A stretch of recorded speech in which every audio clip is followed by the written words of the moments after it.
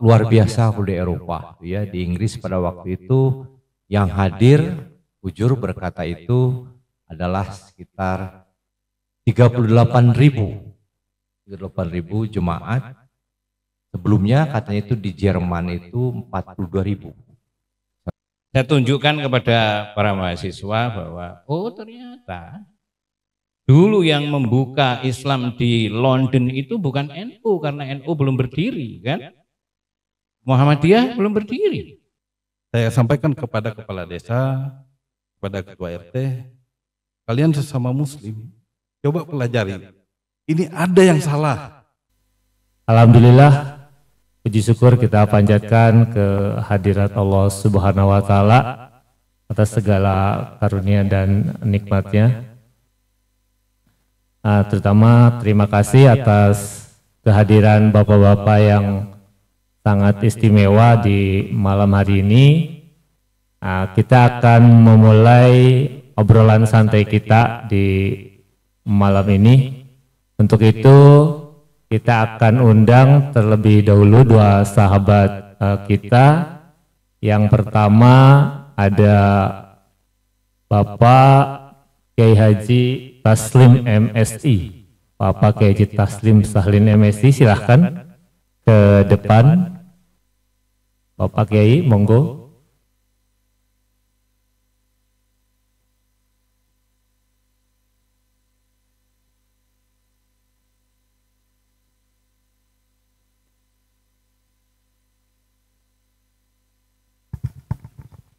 Silakan Pak.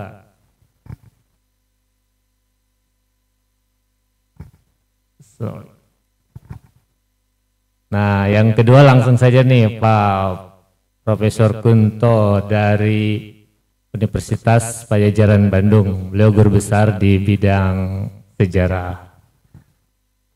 Monggo Pak Kunto.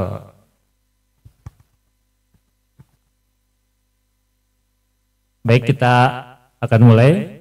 Asyhadu an la ilaha illallah wahdahu la syarikalah wa asyhadu anna Muhammadan abduhu wa rasuluh. Amma ba'du, a'udzubillahi minasyaitonir rajim. Bismillahirrahmanirrahim. Sekali lagi yang terhormat dan yang kami hormati bapak-bapak, tamu-tamu istimewa dari panitia tentunya, dari pengurus pusat Majelis Ansarullah Indonesia, terkhusus tentu terima kasih kami ucapkan juga kepada Bapak Sadr Ansarullah yang sudah membuat acara malam hari ini. Kita hari ini akan berbincang santai, nanti juga kita akan kasih kesempatan kepada bapak-bapak semua. Ada yang dari Banten, ya Rangkas Bitung, ada yang dari Jawa Tengah, kemudian ada saudara-saudara kita dari Kalimantan Barat. Nanti kita akan memberikan kesempatan, serta dari Jakarta Timur. Judul yang diberikan sebetulnya bincang santai silaturahmi tanpa batas tentang pesatnya perkembangan Islam di Eropa. Nanti dua narasumber kita mungkin nanti akan banyak ngobrol cerita bagaimana beliau berdua mempunyai pengalaman melihat Islam dari perspektif dari sisi bagaimana perkembangannya di Eropa. Nah, kalau kita kutip dari Harian Republika, Seku Muhammadiyah Pak Abdul Muti mengatakan bahwa dalam 3 dekade ini Islam pesat sekitar 300%. Bahkan di tahun 2022 ini Islam di Inggris itu naik sekitar 44%.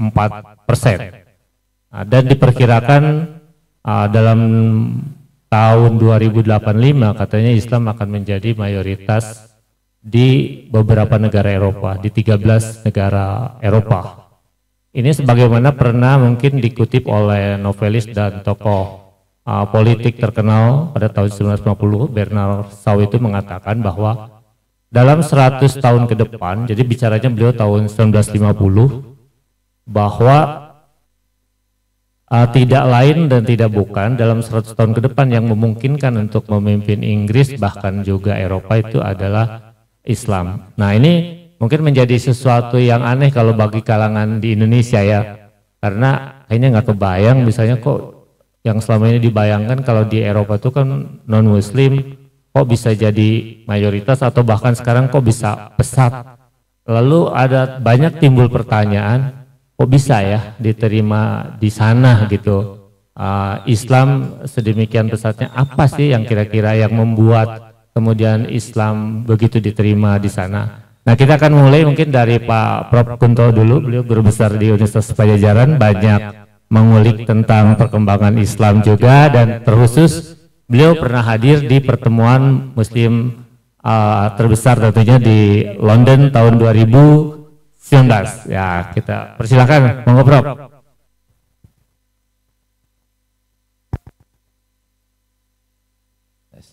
Assalamualaikum warahmatullahi wabarakatuh.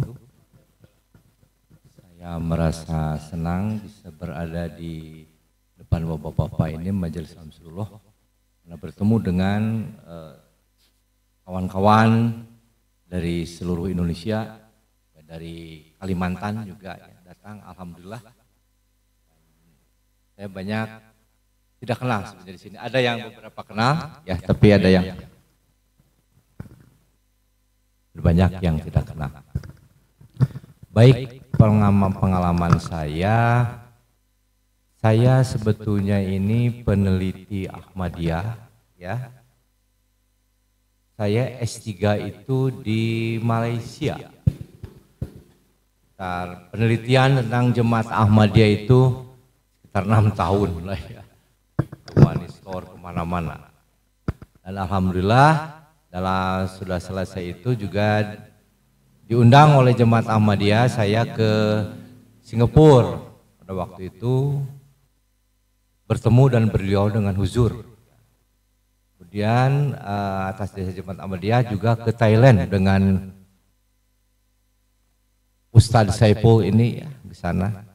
Dan saya lihat juga banyak orang-orang dari Pakistan terutama yang ingin eksodus ke Eropa. Nah, memang yang bagus ke mana lagi? Ya terutama ke waktu itu Jasa Salna diberi kesempatan oleh jemaat, oleh Pak Munawar diajak ke London untuk melihat Eropa pada saat itu. Nah memang, ini saya luar biasa di Eropa, ya di Inggris pada waktu itu yang hadir, jujur berkata itu adalah sekitar 38.000 jemaat. Sebelumnya katanya itu di Jerman itu 42.000. Saya lihat itu memang ada ya sekitar 7 lapangan sepak bola dan itu manajemennya luar biasa. Bahkan polisi juga mengatakan ini suatu kumpulan yang memang tidak usah lagi diawasi ya. Mereka mengatur sendiri. Makanan di mana-mana itu saya salut memanajenya. Ada tempat pameran buku, ada tempat informasi pokoknya buku tentang Ahmadiyah. Nah, yang saya lihat adalah bertemu dengan orang-orang dari seluruh dunia. Tentu saja saya sebagai peneliti tadi bapak-bapak lihat itu ada orang Indian ya. Saya juga ketemu dengan orang Indian, tapi pada waktu itu kebetulan laki-laki. Laki-laki pada waktu itu saya berdialog dengan dia. Why do you convert to Ahmadiyah? Dia bilang, at first I don't know what Ahmadiyah, but they help me for waterings, agriculture's school, and blood donation, etc. So I try to follow them, but they speak nothing. Slow, and then they speak about the Islam and Ahmadiyah, and then I become the Ahmadiyah. Itu ya berdialog. Ketemu dengan orang Yahudi, begitu juga orang Yahudi, baik sekali. Bahkan in Israel, Ahmad it's okay, tidak ada persekusi dan dihormati. Nah, yang juga saya kaget itu ketemu dengan orang Arab dari Riyadh. Dia seorang anggota jemaat waktu itu ya, dan dia tidak bisa bahasa Inggris, diterjemahkan. Bahwa katanya saya baru sadar bahwa memang jemaat Ahmadiyah juga Muslim. Akhirnya dia sering melihat acara MTA itu. Dan Ahmadiyah juga sudah mengakui Nabi Muhammad sebagai nabi terakhir dan pembawa syariat. Ini Ahmadiyah lain lagi, dan memang sudah berkembang hanya di Eropa dan saya mengikuti Ahmadiyah. Dan Ahmadiyah ini memang organisasi Islam yang menyebarkan kalimat tauhid asyhadu alla ilaha illallah wa asyhadu anna muhammadar rasulullah dengan menerjemahkan kepada sekarang sudah berapa 70-an terjemahan Al-Qur'an. Saya salut sekali dengan itu dan juga bertemu dengan menginap pada waktu dengan saya kebetulan menginap di universitas, ketemu dengan anggota DPR dari Afrika ya kalau tidak sudah. Dan mereka juga berbicara tentang perkembangan Ahmadiyah dan juga ketemu dengan orang Suriname juga kebetulan dia bisa bahasa Jawa. Nah di sana itu tidak mengerti why the people in Indonesia kill the Muslim Ahmadi. Waktu itu ada di mana di Cikesik ya. Nah saya ceritakan saja kejadiannya karena memang ada hal yang belum mengerti. Itu bagus, makanya katanya di sana itu juga dibalas dengan kalau tidak salah 3 desa masuk jemaat Ahmadiyah, di mana dan satu desa itu kan banyak sekali ya. Jadi mereka itu membalasnya orang-orang yang belum Muslim masuk Ahmadiyah. Dan bapak-bapak saya sudah tahu pada awal-awalnya memang di Afrika itu program dari saya kira Khalifah I itu mereka masuk Kristen karena kristenisasi kuat sekali, tapi 10 Ahmadiyah. Terus makanya sekarang itu di Eropa itu di Afrika, terus juga di Eropa, Amerika, Muslim itu luar biasa Ahmadiyah itu ya, di sekitar 220 negara dan penduduknya sekitar populasi jemaat Ahmadiyah itu juga hampir 200 juta. Nah, alhamdulillah saya bisa berdialog dengan berbagai itu dan ada pengertian sesama lain dan alhamdulillah juga saya berdialog dengan Huzur selain di London pada waktu itu juga di Singapura. Jawaban Huzur waktu di Singapura mempesona sekali ya. Is it right Huzur that Ahmadiyah is created by the British? Lalu Huzur bilang bahwa if religion created by human it will be perished, hancur. But now you see Ahmadiyah is eternal, everywhere is Ahmadiyah. Bahkan pada waktu saya selalu mengatakan disambut oleh siapa? Saudaranya dari pemerintah. Itu pada waktu kebetulan adalah saudaranya Lee Kuan Yew, mirip wajahnya. Dan bicara bahwa now the image of Islam in the world is very bad, yeah, because they complete each other, just like what happened in the Middle East. But Muslim brought by Ahmadiyah give the peace to all the world. So I really welcome Ahmadiyah to come to Singapore.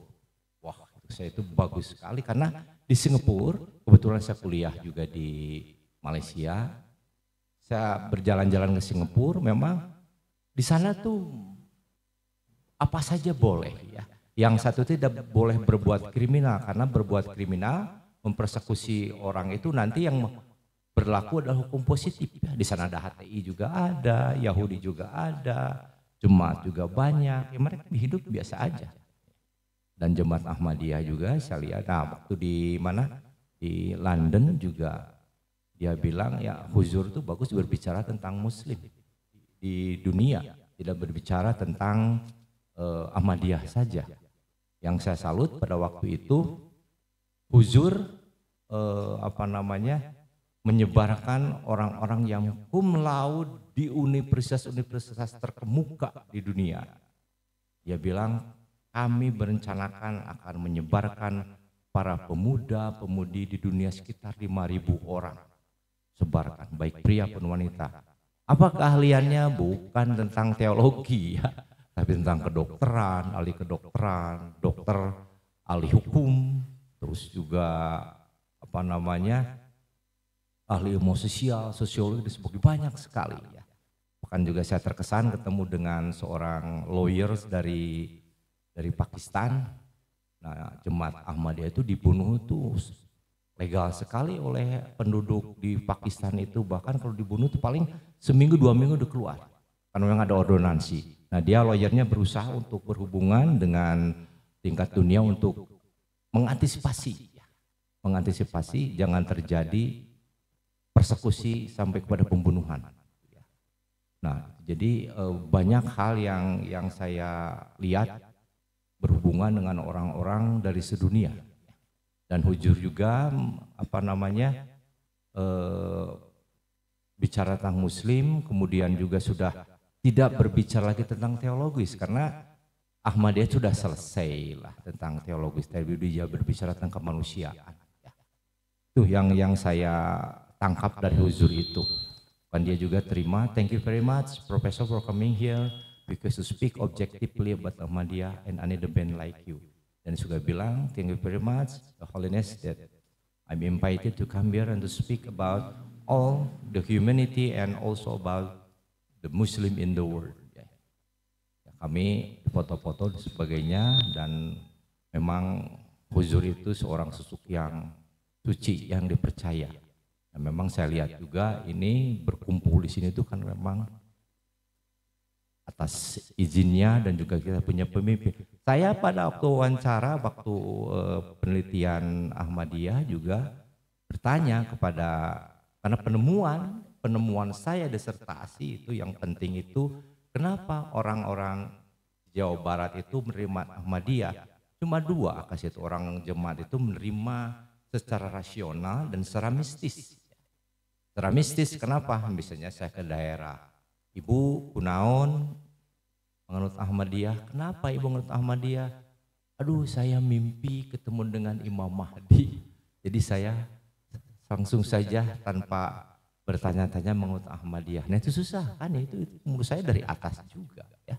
Kemudian orang yang menganut secara rasional banyak sekali karena ada perdebatan pada waktu zaman Hindia Belanda dari Kristen dan Islam, terutama juga dengan pada waktu itu adalah pembela Islam Persis ya, tentang kehidupan Yesus dan juga keimam Mahdian Mirza Ghulam Ahmad, bahwa memang kalau dari itu Rahmat Ali menyebutkan sudah meninggal itu Yesus itu. Kalau orang Kristen dan orang yang Islam yang mainstream itu masih hidup di langit. Nah itu kan susah ya, jadi orang-orang jemaat juga saya baca, ini tidak mungkin dia itu hidup sekarang dengan fisiknya ya. Jadi ada 2 mau masuk Ahmadiyah itu sampai sekarang ya. Jadi ada yang melalui mistis dan juga rasional, itu hasil dari saya. Memang kalau diungkap gini gampang saja, tapi penelitiannya kan lama ya. Nah itu saya terkesan dengan Ahmadiyah, dan memang kalau Bapak Ibu saya selalu mengajarkan, dan ini kawan-kawan saya ini dari mana? Dari jemaat Pak Gumai pernah diskusi, dan saya dengan jemaat itu Pak Eki sudah sekitar 7 tahunan 8 tahun di jemaat itu saya undang untuk berbicara langsung dari jemaat, jangan hanya katanya-katanya ya. Jadi langsung dari sumbernya dia bicara ya. Kebetulan saya mengajar di S1, S2, S3. Jadi kebetulan di S1 mengajar sejarah organisasi keagamaan, di S2 mengajar tentang teori kritis dan kajian religi.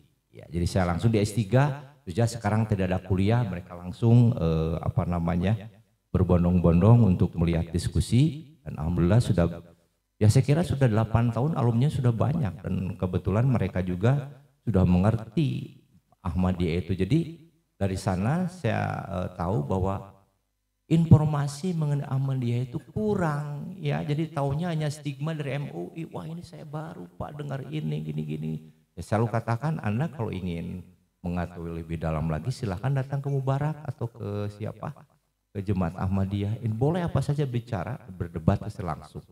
Nah itu ya, jadi kalau bapak-bapak sekarang lihat perang tidak pernah berhenti dari dulu sampai sekarang. Saya selalu mengatakan tidak ada yang bisa menyentuh perang. Kita selalu hidup dalam positif negatif. Ya. Orang Irian mungkin selalu berbicara bahwa banyaknya darah mengucur ke bumi itu bumi makin subur. Di sana banyak emas begini ya. Kalau bapak-bapak saya kira yakin akan kedamaian itu hanya di jemaat. Jemaat menyebarkan kedamaian ke sedunia tanpa lelah. Menterjemahkan Al-Quran ke sedunia tanpa lelah. Sudah tidak berbicara lagi dengan teologis ya, sudah jenuh ya. Dan bagaimana kemanusiaan ya, donor darah, donor mata, sekolah murah, sekolah rumah sakit murah terutama di Afrika. Ya kalau di Indonesia sih sulit ya, karena di Indonesia selalu apa-apa itu berhubungan dengan teologis ya, apalagi orang-orang tuh yang saya pikir cemburu ya. Nah, seperti saya katakan waktu saya penelitian, ada mahasiswa ditanya oleh saya dari universitas tertentu, kenapa deh Anda masuk jemaat Ahmadiyah? Jelas Pak pemimpinnya ini punya khalifah ya, kan menggerakkan semua itu, bagaimanapun harus ada pemimpin. Nah, jadi jelas di sini Ahmadiyah itu adalah Muslim ya, Muslim. Nah, kalau saya selalu mengingatkan bahwa dalam diskusi-diskusi saya seorang ilmuwan memandang Ahmadiyah itu adalah Islam dari segi apa? Dari segi sejarahnya, dari segi budaya, dan juga fakta sosiologis. Sekarang Muslim Ahmadiyah kan sudah tersebar di sedunia. Lalu bertanya mahasiswa, gimana apa pendapat MUI? Ya ada namanya juga fatwa itu kan pendapat itu bisa iya bisa tidak, boleh ikuti boleh tidak. Atau buktinya Ahmadiyah tersebar. Alhamdulillah saya kira mahasiswa saya menjembatani bagaimana mereka bisa mengerti tentang jemaat Ahmadiyah itu, dan karena mereka sebenarnya informasinya yang kurang memadai, akhirnya sekarang ya sudah mengerti. Jadi kalau ada apa-apa katanya selalu ingat dengan Prof. Kunto bahwa ini stigma dari MUI itu tidak benar adanya. Alhamdulillah sampai sekarang hubungan saya dengan jemaat terus berlangsung, dan jemaat Ahmadiyah itu selalu saya undang untuk berbicara di kelas saya tentang jemaat Ahmadiyah. Itu saya kira Pak. Baik. Itu. Terima kasih. Assalamualaikum warahmatullahi wabarakatuh. Waalaikumsalam warahmatullahi wabarakatuh. Mungkin sedikit sebelum kita nanti ke Pak Kiai ya Pak. Tadi mengutip beberapa kali Prof. Kunto bicara soal katanya. Ya. Nah katanya yang paling sering kita dengar itu kan, karena kita tadi bicaranya konteksnya Eropa ya. Ahmadiyah itu bikinan Inggris. Nah itu kan yang paling sering terdengar. Ahmadiyah karena sekarang kantor operasional dan Khalifah itu ada di London. Lalu dibilang bahwa memang Ahmadiyah itu buatan Inggris gitu. Nah mungkin Pak Prof. Kunto bisa jelaskan apakah Pak Kunto melihat memang soal bahwa dananya dari Inggris, kumpul-kumpul di sini ini didanai Inggris. Lalu juga bagaimana mungkin melihat apakah di Inggris itu hanya Ahmadiyah atau ada kelompok-kelompok Islam yang lain? Silakan Prof. Terima kasih. Ya, nah ini bagus ya pertanyaan ini. Kebetulan saya seorang guru besar sejarah. Bagaimanapun kalau kita ungkap berhubungan dengan, kalau Inggris misalnya membuat semacam menciptakan tadi hujur secara spiritual, sudah menerangkan it is impossible if it is created by the man. Kemudian dokumen pasti orang Inggris itu orang Belanda membuat dokumen perjanjian, dan tidak akan ada. Sejarah itu begitu ya. Biasanya dokumen itu boleh diungkap sudah 50 tahun atau ada yang sudah 100 tahun. Apalagi dengan ini baru tidak ada. Jadi nah itu memang informasi-informasi yang menyesatkan, yang memang bagaimana menjatuhkan Ahmadiyah dari segi sejarah saya kira tidak bisa. Ya. Jadi bapak-bapak di sini memang harus bisa menangkis ya bahwa Inggris itu pasti mengeluarkan dokumen. Nih saya pernah membuat dokumen misalnya dengan Mirza Ghulam Ahmad untuk mengutak-atik Islam, nggak akan ada. Inggris objektif, makanya Masih Maud itu pada waktu hidup juga berterima kasih. Bukan tidak mau berperang. Kalau jemaat juga saya lihat di mana di Israel ada juga tentara yang di jemaat memang perang ya perang juga. Tapi yang namanya jihad itu harus rasional, karena kalau tentang fisik itu sebetulnya jihad kecil ya. Tapi kalau masih Maulid itu dengan pena, ya sekarang memang musimnya begitu, karena yang namanya perang itu tidak akan ada yang menang, tidak kalah, semua tidak dapat untung tapi buntung ya. Di London sendiri itu ada HTI pusat. Ada juga sekarang kalau tidak salah ada yang mengembangkan juga dari mana? Dari Kristen juga ya, Kristen. Bahkan yang namanya Jemaat Ahmadiyah itu sebetulnya tajam sekali itu menyerang akidah Kristen itu, bahwa Yesus itu masih hidup di langit. Tapi memang kalau orang-orang Eropa itu sudah rasional, tidak akan marah ya, silahkan aja. Kebetulan saya juga kan punya anak saya menikah di Jerman. Saya tanggal 1 Juni ada 2 mingguan di Jerman. Saya lihat kebetulan saya datang ke Darmstadt, itu kota, yaitu kebetulan tidak ketemu dengan mubaliknya. Dia sebenarnya ingin ketemu dengan saya, kebetulan temannya Pak Yendra ya, tapi saya juga harus melihat-lihat di Jerman, di kota-kota tua juga lihat. Memang di besan saya menyebutkan Ahmadiyah itu masjidnya di berbagai kota di Jerman dan bagus sekali ya. Nah, jadi Jerman yang rasional itu juga menerima Ahmadiyah. Nah, di London juga berbagai, ada yang memang orang Pakistan, orang Inggris, orang mana-mana itu Ahmadiyah. Organisasinya saya kira HTI, Kristen juga, bahkan sekarang saya lihat juga Muhammadiyah atau NU yang menyebar juga di daerah Eropa ya. Tapi memang awal-awalnya Jemaat Ahmadiyah sudah sejak zaman Hujur pertama itu sudah berkembang, sudah hebat. Ya sebut aja misalnya ini dana ini hebat, saya selalu bilang Jemaat Ahmadiyah itu dananya ada canda dan juga bisa tersebar kemana, dan memang dari jemaat untuk jemaat disebarkan kemana-mana untuk membantu ada, saya lihat beberapa item ya, ada membantu fakir miskin, membangun masjid dan sebagainya. Jadi Ahmadiyah itu memang organisasi Muslim yang sangat hebat ya. Nah, pertama organisasi nih yang hebat itu adalah Vatikan. Karena memang sudah lama itu ya, itu sudah awal sesudah Yesus meninggal. Kemudian tentara Jerman, wah hebat sekali ya, ada Nur Napoleon. 3 ini organisasi Ahmadiyah juga organisasi terhebat juga, yang memang bisa borderless kemana-mana, karena memang ini kerajaan spiritual. Kerajaan spiritual yang memang, nah itu seperti tadi dikatakan oleh Pak Yendra bahwa Islam itu akan menyebar ke dunia, saya pikir memang dari Jemaat Ahmadiyah, karena pemimpinnya ada ya. Karena tadi kata orang Singapura juga di mana, di Middle East itu sudah kocar-kacir ya, Islam itu, dan tidak pernah bersatu. Kemudian juga ada yang ingin mendirikan juga khalifah tapi dengan kekerasan, Al-Qaeda atau apa juga HTI ya tidak bisa ya. Ya Ahmadiyah bagaimana sudah berlangsung, makanya bapak-bapak ini berbesar hati dan beruntung bisa ada di jemaat yang sangat mulia ini, dan juga penuh berkah, juga kedamaian selalu menyertai bapak-bapak. Love for all and hearted for none, itu ya dari Hujur 2. Itu Pak Yendra. Baik, terima kasih Prof. Jadi tidak ada bukti otentik ya, bukti sejarah bahwa yang menyatakan membuktikan Ahmadiyah itu dibuat oleh Inggris ya. Bahkan secara teologi justru bertentangan ya dengan pemerintah Inggris yang notabene adalah kebanyakan non-Muslim tentunya ya. Bahkan Hujur sendiri yang membuat surat Ratu Inggris harus masuk Islam kan? Iya, pada Ratu Victoria ya saat itu. Baik. Itu.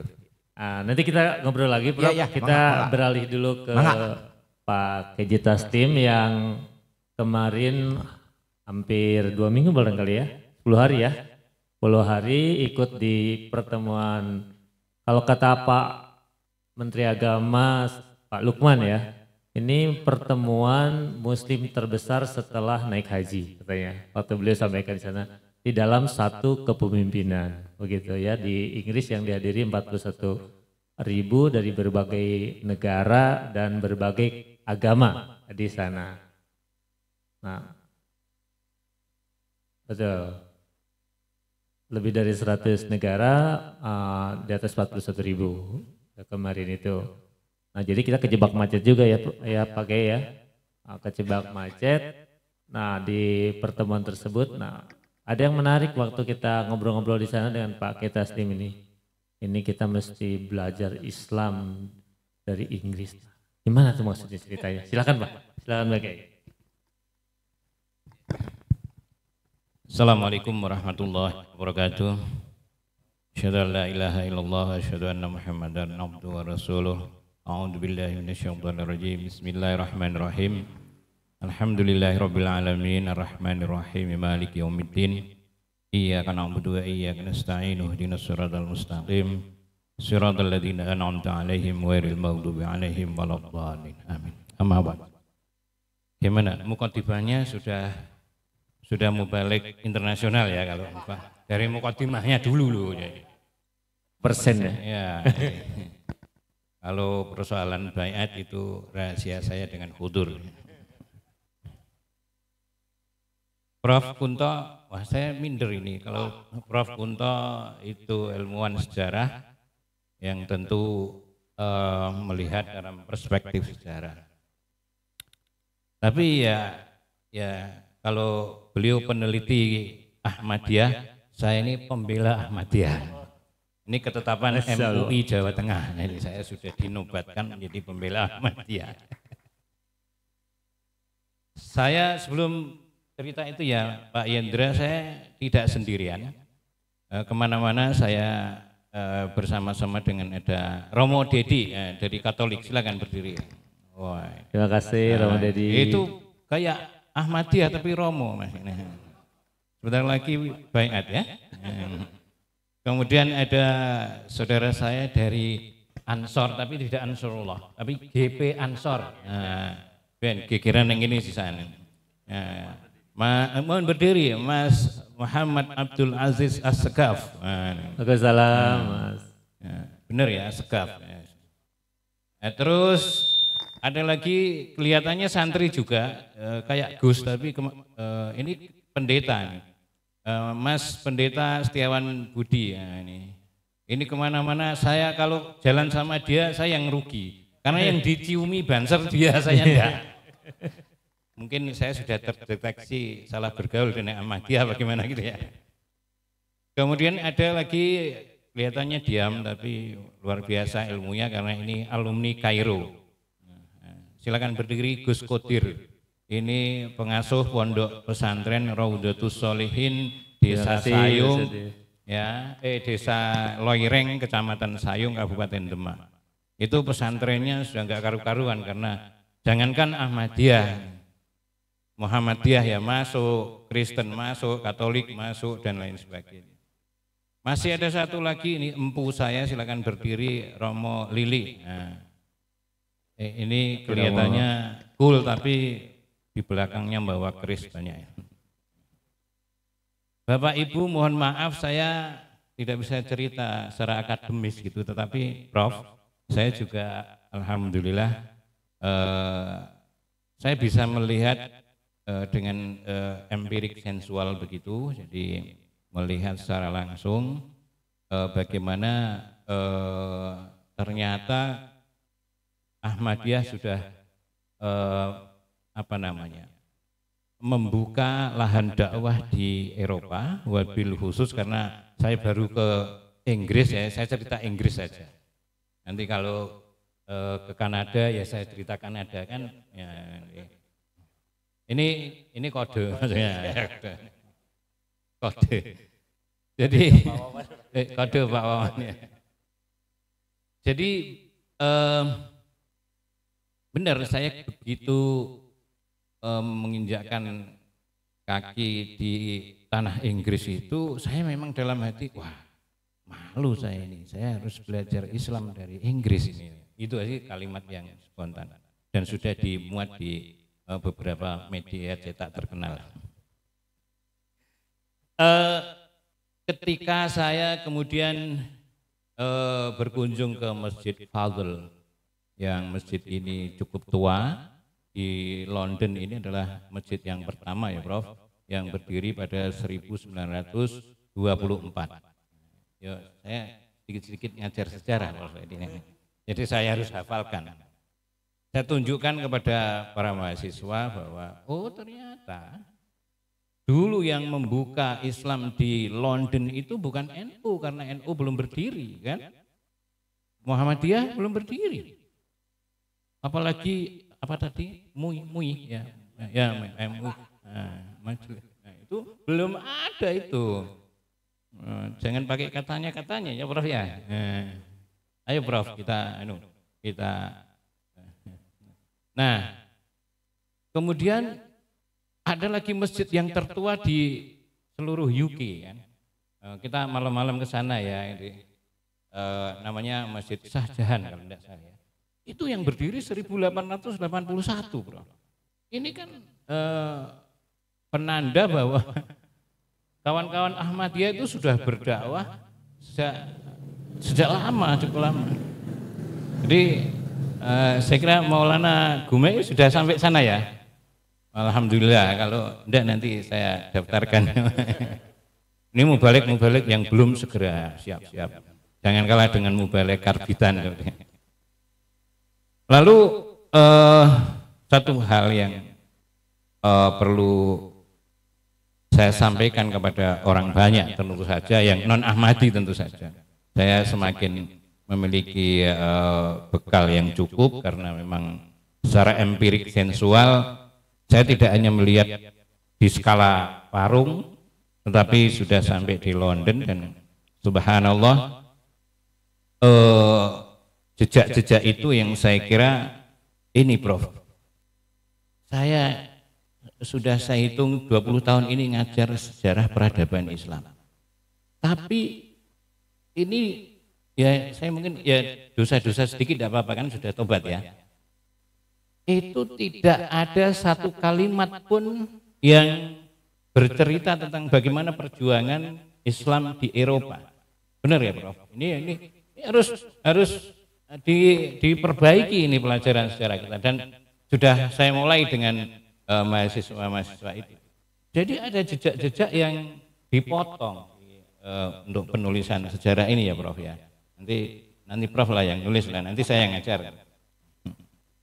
Nah, artinya apa? Oke lah kalau misalnya kita punya romantisme di Spanyol misalnya, itu kita kan tidak perlu menggerutu. Tetapi hari ini kita boleh belajar dari Inggris, dari London. Maka kemarin saya spontan di Krucil di Banjarnegara, saya bilang begini, bahwa Ahmadiyah ini kalau dilihat dari perspektif global, saya bikin analogi itu Prof, pakai kamera yang berapa piksel itu yang gede, jangan kamera yang jadul yang dipakai apa majelis-majelis apa itu loh, kamera kecil, jadi melihat Ahmadiyah itu ya kecil. Ahmadiyah pakai yang kameranya sekian megapiksel yang gede sehingga global. Oh ini potensi mayoritas ini kan. Itu ternyata Mas Prof Mukti juga mengatakan begitu ya. Nah, saya kira itu kemudian ada local wisdom yang kompatibel dengan nilai-nilai Islam yang dikembangkan oleh saudara-saudara Ahmadiyah. Yakni apa? Kearifan lokal bangsa Inggris itu yang mengedepankan menghormati orang, kemudian maaf saya ganti dengan akhlakul karimahnya itu luar biasa. Satu contoh misalnya, saya lagi orang desa ke Inggris tuh ya, saya juga kepo-kepo juga kan, mau selfie gitu. Enggak berani dia lewat, nunggu saya selesai. Kalau agak menyinggung sedikit, I'm sorry. Saya kira ini akhlakul karimah yang nilai-nilai Islam saya kira kompatibel di situ ya. Nah karena itu ini kita harus belajar Islam dari sini. Artinya bahwa nilai-nilai Islam yang diamalkan orang-orang Inggris itu sekalipun mereka belum Muslim, itu luar biasa. Tapi satu hal ini yang Mas Indra yang penting saya kira untuk saya sampaikan kepada kawan-kawan terutama yang non Ahmadi, bahwa hari ini saya merupakan bagian dari teman-teman yang hadir itu yang menerima perintah langsung dari Khudur. Nah, ini penting. Tapi nanti saya sampaikan nanti aja ya. Ini kan dialog santai, tapi ya ada kopinya gitu kan enak kan. Itu Mas Yuda, jadi kode. Jadi itu yang saya sampaikan. Masih banyak hal nanti kita. Ya, nah, sebelum nanti kita beri kesempatan kepada bapak-bapak tamu kita yang lain, di sana itu yang selain foto-foto yang paling menarik itu, Pak Kiai itu paling seneng foto sama taman dan bunga. Gitu. Nah, saya apa tuh yang Pak? Kenapa sampai segitu menariknya? Selalu setiap tempat itu kayaknya betah nggak mau pulang katanya. Nggak mau pulang, saya mendingan di sini aja katanya. Ya, yang FKUB-nya udah beres katanya. Ya, yang ringan-ringan, yang bunga-bunga aja ya. Kalau San Hudur nanti lah yang nanti. Iya, jadi begini Bapak Ibu, Bapak-bapak. Ketika saya masuk ke halaman Masjid Fadl itu, saya melihat bunga-bunga itu. Karena saya baru berangkat dari Semarang gitu kan, ya Indonesia lah pada umumnya. Kebanyakan bunga itu kan bunga palsu. Nah, ini mesti bunga palsu gitu kan. Tapi begitu saya dekati, oh ternyata bunga asli ini. Masya Allah, ini kode bahwa jangankan ajaran, bunga saja tidak dipalsukan. Iya kan? Di masjid loh.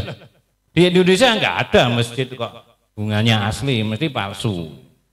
Nah, karena itu lalu saya, ini menarik ini. Maka di makamnya Khalifah yang keempat ya, itu saya juga foto-foto dengan bunga. Di mana-mana saya diledeki sama emak-emak itu. Loh ini pantas kok dengan bunga. Oh, ada pesan moral yang penting. Ternyata luar biasa ketika tadi local wisdom atau budaya lokal orang-orang Inggris dan nilai-nilai Islam yang bahwa kita punya ajaran bagaimana ketika deklarasi Allah Subhanahu wa taala inni ja'ilun fil ardi khalifah itu kan bagaimana memakmurkan bumi termasuk memelihara lingkungan, merawat lingkungan hidup yang menenteramkan hati dan menyejukkan. Saya kira dari fisik-fisik yang boleh dibilang sebagian orang sederhana ini mengandung makna yang luar biasa. Maka foto saya mayoritas berlatar belakang bunga. Selebihnya bunga yang lain nanti kita bicarakan berikutnya. Siap. Jadi tadi kita cerita tentang bagaimana di sana betul-betul dijaga ya lingkungan sehingga lebih diwujudkan gitu ajaran-ajaran yang bagaimana menjaga lingkungan, menjaga alam itu betul-betul. Sampai pernah ngobrol di situ kan luas Hadikatul Mahdi itu tidak bisa cepat dibangun kan. Pertama saya pikir juga mungkin belum ada dana gitu ya sehingga tidak dibangun. Tapi ternyata memang ada aturan hanya sekian persen boleh dibangun dan itu juga untuk menambah bangunan yang di Islamabad itu sulit. Jadi ya di Inggris itu betul-betul dikontrol sekali tinggi bangunan, luas bangunan bukan karena tidak ada lahannya gitu, lahannya begitu luas. Alhamdulillah kopinya sampai. Nanti kalau belum sampai jawabannya rada susah nih ya, seret ya. Silahkan sambil minum.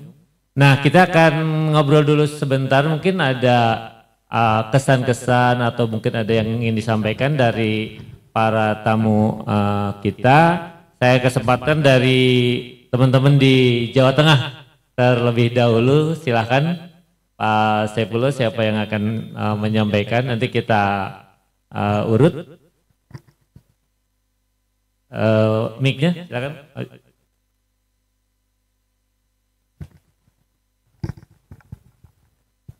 Atau mungkin ada yang ingin ditanyakan, ingin disampaikan, silakan bagaimana kesan pertemuan selama 2 hari atau malam hari ini, silakan.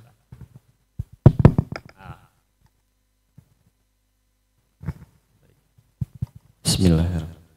Boleh sambil berdiri biar kelihatan nanti mau di-shoot nih. Assalamualaikum warahmatullahi wabarakatuh. Waalaikumsalam warahmatullahi wabarakatuh. Selamat malam seluruh tamu undangan. Selamat malam Prof. Kunto, Pak Kiai Taslim, berbicara kesan tentang Ahmadiyah. Menurut saya seorang yang aktif dalam pergulatan aktivisme gerakan kepemudaan, gerakan pemuda Ansor, awal-awal mendengar kata Ahmadiyah ini sedikit canggung sebenarnya, karena perkenalan saya terhadap Ahmadiyah itu tidak lepas dari framing-framing di dalam media, pemberitaan tentang bagaimana Ahmadiyah itu di framing tentang aliran yang sesat. Tentu ini menjadi pencermatan, tentu ini menjadi satu penanda, warning juga untuk teman-teman aktivis NU, jangan deket-deket sama Ahmadiyah. Deket aja nggak boleh, apalagi makan bareng. Tapi alhamdulillah, saya termasuk orang yang nekat juga sih.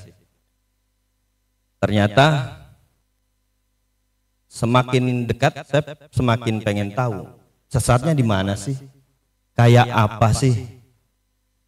Dan itu membawa saya berjumpa dengan Maulana Saifullah sebagai mubda di kota Semarang. Saya berbincang tentang bagaimana Ahmadiyah seperti apa, bagaimana syariatnya, tauhidnya. Kita tidak usah berfokus pada nilai-nilai perbedaan, tapi saya fokus pada nilai-nilai persamaan. Yang pertama adalah buat saya yang paling penting, kita sama-sama Islam. Tandanya adalah sama syahadatnya. Terus gimana sholatnya antum? Bacaannya seperti apa? Menghadap kemana? Kalau ke timur susah nih. Ternyata kiblatnya sama. Dan berbagai macam hal-hal lain yang membawa kepada nilai-nilai bahwa betul Ahmadiyah adalah saudara Islam. Ahmadiyah adalah bagian dari keluarga agama Islam, dan saya tidak melihat kesesatan apapun di sini. Hingga pada diskusi yang lebih dalam lagi, semuanya clear. Itulah kesan saya, dan semakin kesini kami Gerakan Pemuda Ansor di Kota Semarang bersama-sama berkegiatan bersama-sama dengan Ahmadiyah di berbagai macam kesempatan yang ada, dan alhamdulillah semuanya baik dan lancar seperti itu. Nah, tapi kenapa masih ada saja orang-orang yang menganggap bahwa Ahmadiyah itu aliran sesat? Nah, ini mungkin pertanyaan juga untuk Prof. Bagaimana seharusnya teman-teman Ahmadiyah ini untuk mudah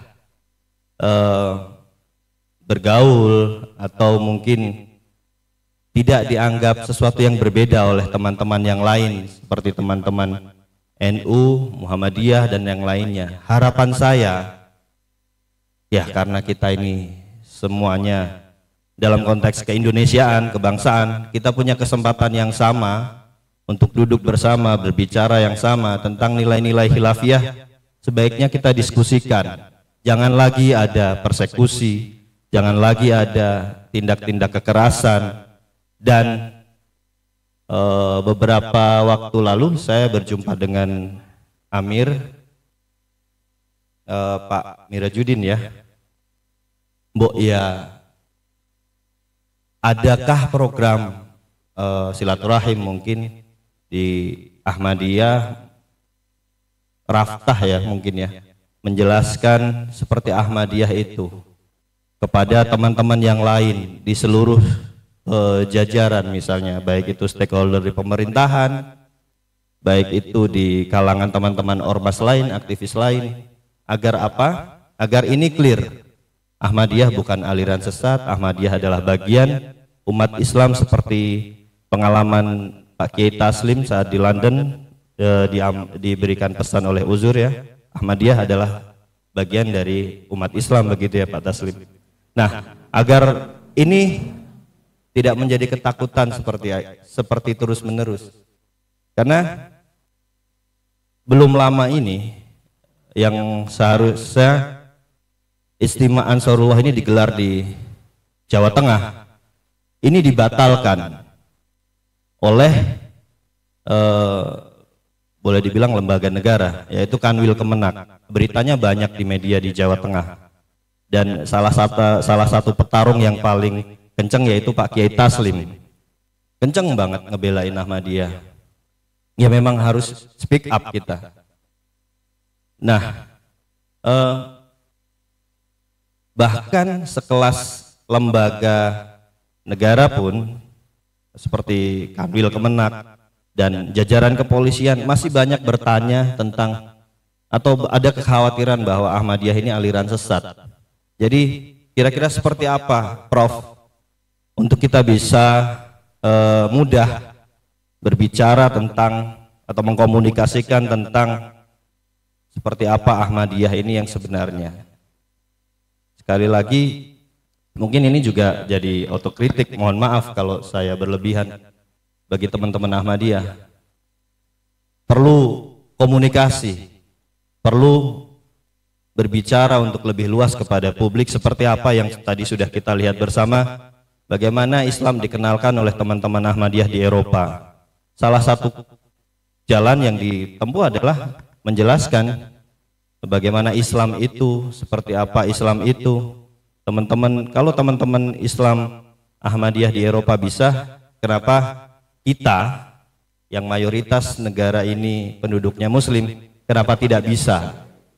Nah, mudah-mudahan ini menjadi satu konsen buat kita bersama. Syukur-syukur internal teman-teman Ahmadiyah serius dan fokus untuk membicarakan ini, untuk Ahmadiyah tidak lagi dianggap sebagai aliran sesat, dan syukur SKB 3 menteri yang sudah tidak berguna dan tidak relevan itu bisa dicabut.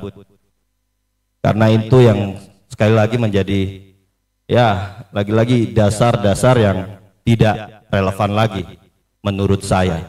Sekian, seperti itu pesan dan kesan saya.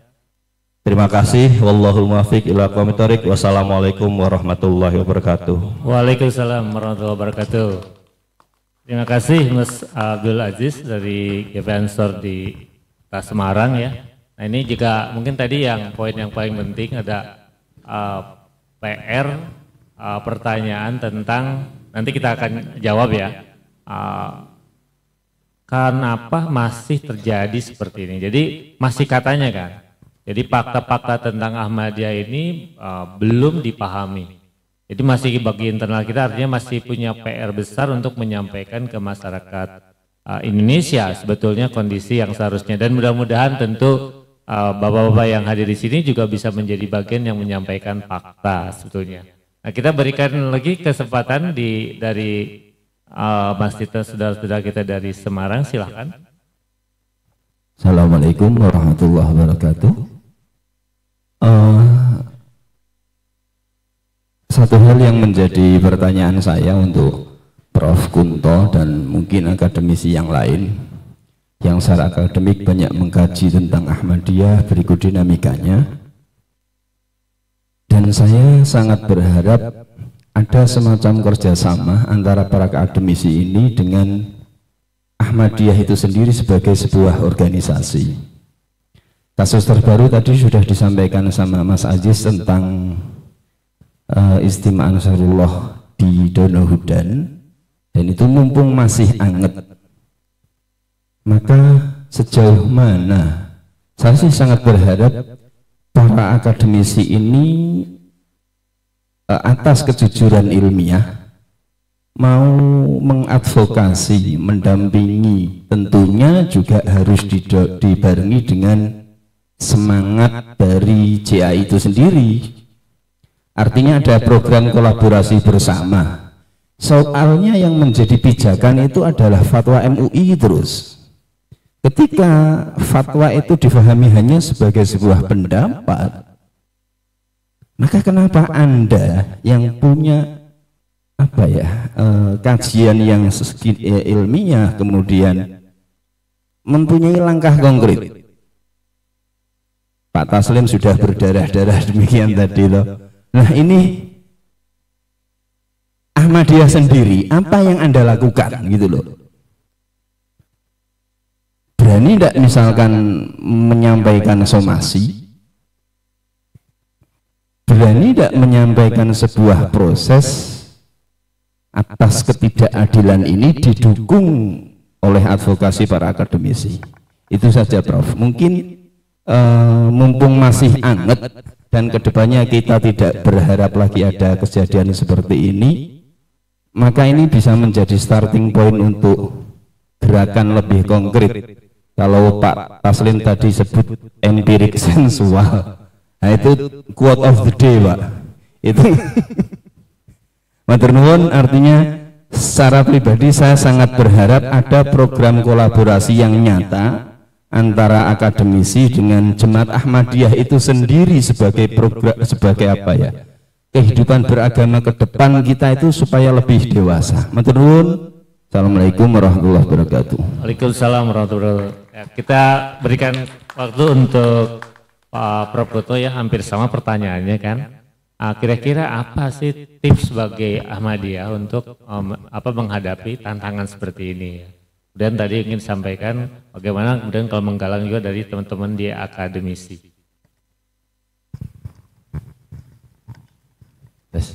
Matur nuwun atas pertanyaannya.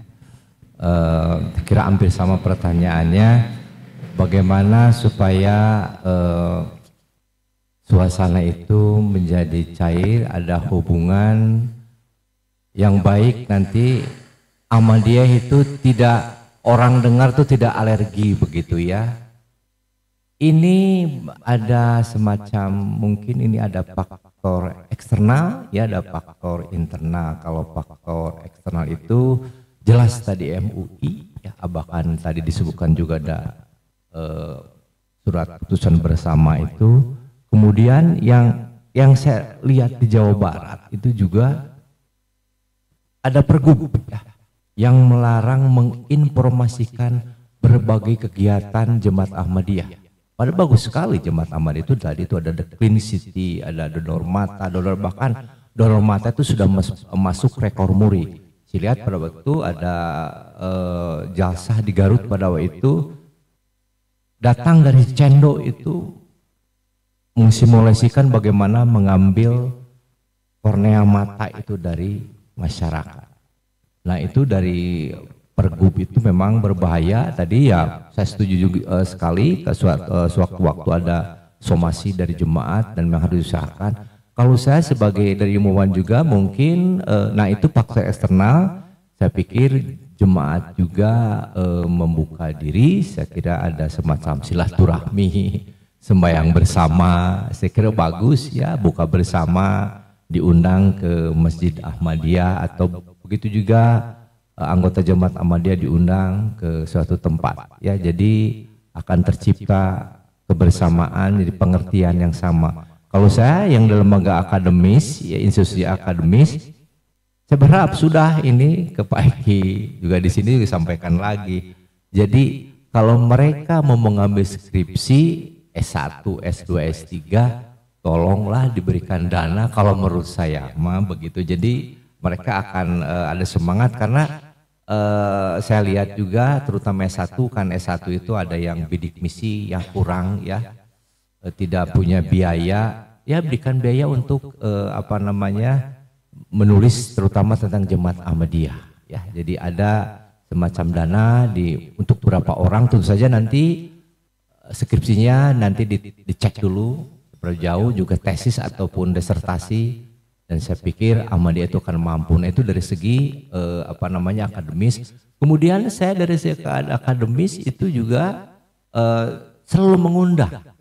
Nah karena susah memang untuk secara besar gitu ya, mengundang di mana ke masyarakat lain, makanya Jemaat Ahmadiyah itu saya undang untuk berbicara. Nah ini pertama itu dengan Pak Ukun ya, tahun sekitar 2005 2006 ya. Diundang ke kampus berbicara, mulai agak ribut-ribut ya, karena memang jemaat stigmanya sudah dianggap negatif ya. Tapi lama-lama, nah apalagi saya sudah selesai sebagai doktor pada waktu itu, mereka ya di kampus juga kan ada HTI juga ya, yang menganggap nanti itu jemaat itu bla bla bla bla bla, ya saya luruskan semua ya. Nah dari sana saya selalu mengundang jemaat Ahmadiyah untuk bagaimana memberikan keterangan kepada mahasiswa apa itu jemaat Ahmadiyah. Kebetulan sekali lagi saya mengajar kajian religi, sejarah organisasi keagamaan dan juga teori kritis ya.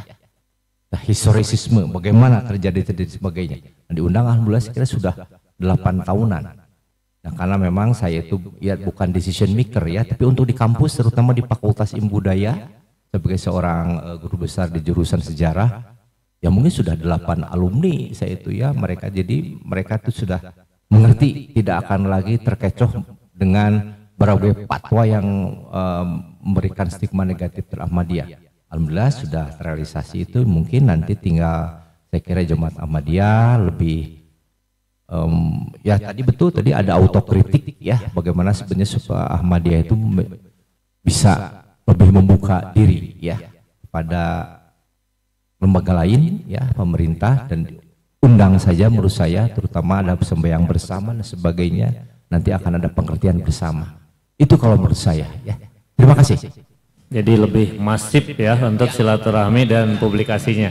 Baik, terima kasih Prof. Kita langsung ke saudara-saudara kita dari Kalimantan.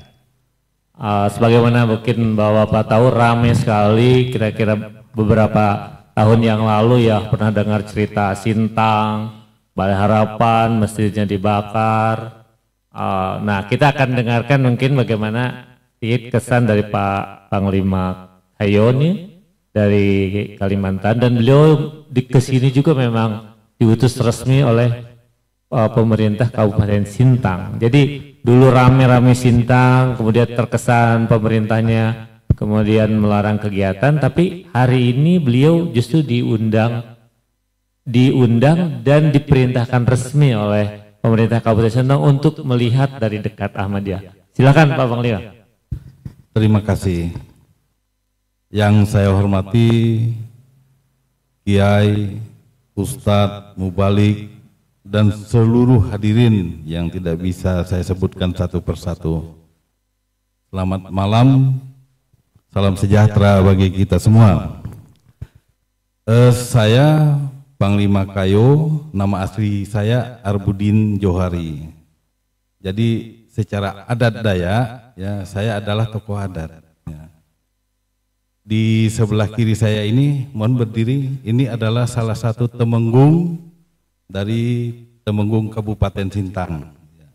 Ini juga tokoh adat. Tadi ada satu orang panglima yang saya ajak untuk hadir juga. Karena ada tamu jadi kembali ke penginapan. Bapak-bapak yang saya hormati, benar saya diutus oleh pemerintah Kabupaten Sintang, oleh Bupati langsung, dan surat tugas saya ditandatangani oleh Sekda. Ya, karena Sekda adalah pimpinan tertinggi ASN di Kabupaten. Jadi dapat saya ceritakan sejarah awal saya mengenal Ahmadiyah. Tahun 2003 itu saya adalah camat Tempuna. Nah, disitulah pertama kali saya sebagai pimpinan wilayah, seorang camat, ya, mendapat kasus Ahmadiyah.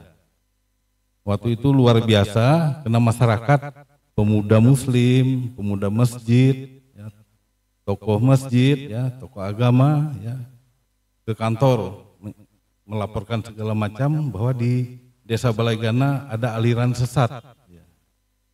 Nah, saya langsung lapor juga ke Bupati. Bupati perintahkan untuk segera tangani. Jadi karena saya sebagai pimpinan kecamatan harus mengambil tindakan, ya saya minta Ahmadiyah keluar dari Balaigana. Ya, itu. Kemudian pengurus Ahmadiyah rupanya datang ke rumah dinas saya, bawa buku-buku. Wah, saya bilang saya bukan Muslim, jadi saya tidak paham apa ini. Saya marahin itu pengurus Ahmadiyah, ya. Saya lebih berpihak kepada mayoritas masyarakat. Nah, sampailah kami sidang di pengadilan, ya. Tokoh-tokoh masyarakat waktu itu, kepala desa, ketua RT segala macam itu ikut dengan rombongan saya camatnya, nyerang begini. Akhir dari sidang adalah kami kalah total. Ternyata Ahmadiyah itu diakui negara. Bingung kami, bingung masyarakat. Pulang, ya malam-malam seluruh masyarakat ini, ya, tokoh-tokoh pemuda masjid, ya, kumpul membahas kekalahan. Saya katakan, saya bukan muslim ya, jadi saya tidak paham. Kalau kita kalah, berarti ada yang keliru. Saya sampaikan kepada kepala desa, kepada ketua RT, kalian sesama muslim, coba pelajari. Ini ada yang salah. Saya tidak tahu, saya bilang, itu urusan kalian. Tapi saya ingin damai, karena sudah kalah ya kalah. Biarin aja, artinya tidak berhasil mengusir Ahmadiyah dari Balai Gana. Beberapa tahun kemudian saya sudah naik jabatan, ya, jadi eselon 2. Saya dilantik jadi panglima, kena tokoh adat, ya. Jadi disegani berbagai kalangan. Timbul lagi masalah Ahmadiyah, tapi pandangan saya sudah berbeda. Kacamata memandang itu sudah berbeda. Mereka datang, Pak Ustadz datang dan teman-teman Ahmadiyah mengatakan begini, kubah masjid kami mau dirobohkan, kami dipersekusi. Sebagai panglima tokoh adat, saya langsung tampil membela. Mengapa? Karena dalam tatanan adat, filosofi adat kami, ya, adat Dayak, ada semboyan, ada salam yang selalu kami sampaikan setiap bertemu, setiap pertemuan, yaitu adil katalino. Kalau diterjemahkan ke bahasa Indonesia, itu artinya adil kepada sesama manusia. Filosofi budaya Dayak kami. Yang kedua, bacu ramin kasaruga. Kalau diterjemahkan ke bahasa Indonesia itu artinya bercermin ke surga. Artinya seluruh perilaku kita meniru surga, kebaikan, tutur kata, sifat, dan lain sebagainya. Yang ketiga, basengat Kak Jubata. Itu dijawab biasanya arus, artinya amin. Basengat Kak Jubata kalau diterjemahkan ke bahasa Indonesia, bernapas kepada Sang Pencipta. Artinya hidup kita ini adalah milik Pencipta. Kita mengabdi kepada Pencipta. Itu adalah filosofi hidup kami. Masyarakat Dayak. Adil terhadap sesama, artinya tidak membedakan apa-apa, siapapun, kaya, miskin, dan lain sebagainya. Berperilaku yang baik, ajaran yang baik, tutur kata yang baik, dan ya, berserah kepada Sang Pencipta, Jubata, Tuhan yang Maha Kuasa. Selama berkembangnya waktu, saya melihat, ya, perilaku ini justru ada di Ahmadiyah. Mereka sama-sama melihat keadilan, tidak memandang siapapun, agama apapun, ajarannya baik, sama dengan kami yang masyarakat adat. Mereka beribadah juga, ya ibadah menurut mereka ya sama juga dan yang lain-lain, sama dengan yang Kristen, saya Kristen, ya Katolik beribadah juga, mereka beribadah juga, ada masjidnya. Karena itulah kami mendukung, ya, membela Ahmadiyah yang dipersekusi di Kabupaten Sintang. Sebagai pemerintah saya sudah memberikan penjelasan bahwa ada keliru, salah pandang. Ya. Seperti saya waktu camat tempo hari, karena tekanan orang banyak, ya, yang menyalahkan itu lebih banyak. Jadi saya ambil yang banyak aja. Ternyata itu keliru. pemerintah selalu mendengungkan 4 pilar kebangsaan. Pancasila, NKRI, Undang-Undang Dasar 45, kebinekaan. Saya menilai ya pemerintah ini harus juga membuka pikiran, kebinekaan masih kurang. Dan ini tentu memerlukan suatu perubahan regulasi. Tadi sudah disampaikan ada fatwa dan lain sebagainya, dan ada apa itu SKB yang mungkin juga harus kita rubah. Ini juga akan saya laporkan kepada Bupati. Saya bersama Ustadz Ahmadiyah, Pak Sajid, mendirikan yang namanya Rumah Kebangsaan, di mana kami menghimpun seluruh komponen masyarakat, tokoh adat, tokoh lintas agama, semua agama, kemudian tokoh lintas budaya, semua budaya, kita coba kumpulkan, kita coba komunikasi yang kadang-kadang saya ajak untuk ngopi aja, ngopi bareng. Nah, disitulah kita coba komunikasi, disitulah kita coba membangun pemahaman untuk memperkuat kebinekaan. Di situ juga kita coba berhubungan dengan Forkompimda, pada Kapolres, pada Dandim, Danrem, Wakil Bupati juga saya ajak ngopi-ngopi. Ya, untuk supaya ada kesepahaman. Saya sebagai tokoh adat juga sering disalahkan, ya. Yang Katolik mengatakan saya sesat. Pendeta, ya, tempat saya beribadah mengatakan, oh Pak Arbudin itu sesat. Belum lagi yang Muslim, ya. Kok begini disesat-sesatkan gitu. Ya bukan hanya Ahmadiyah, saya lebih parah. Semua agama mengatakan saya sesat. Ya. Ya. Nah, berarti itu ada sesat pikir, ya, yang mengatakan sesat. Itulah salah satu yang coba saya bangun, yaitu lewat Rumah Kebangsaan.